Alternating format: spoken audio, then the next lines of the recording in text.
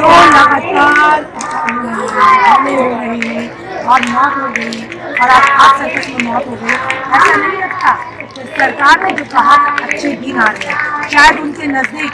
जो हिंदुस्तानी की मौत अच्छे दिन का सबक है, या हम हिंदुस्तानी को घर से बाहर निकाल देना उनके नजदीक अच्छा रहेगा, या हाउस वाइफ जो घर में रहा करते थे ये उनके मुताबिक अच्छा रहेगा, या हमारे स्टूडेंट जो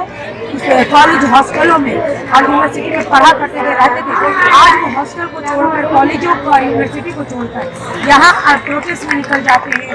उन लोगों का पढ़ाई पर हो रहा, शायद उनके मुताबिक ये अच्छे दिन थे। ये अच्छे दिन क्या थे? तो मोदी जी और RSS और बीजेपी से हम हिंदुस्तानी रिक्वेस्ट करते हैं कि अगर बहुत अच्छे दिन है, यूपी में जो मारपीट लड़ाई हो रही है, पूरा रेजी हो रही है, ये अच्छे दिन है, जीडीपी गिर गया ये अच्छे दिन है, या बेरोजगारी बढ़ गया ये अच्छे दिन है, तो हमें हमारा पुराना और पूरा दिन है, कुछ बुरा दिन और पुराने दिन में हम हिंदुस्तानी बहुत खुश हैं, क्योंकि 70 साल तक वही बुरे दिन में हम लोग अच्छे से, लेकिन जब से बीजेपी सरकार ने अच्छे दिन का नारा लगाया तब जात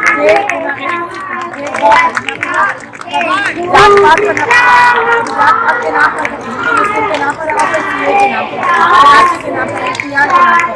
तो ये भेदभाव करना बंद करें और ये हमें पुराना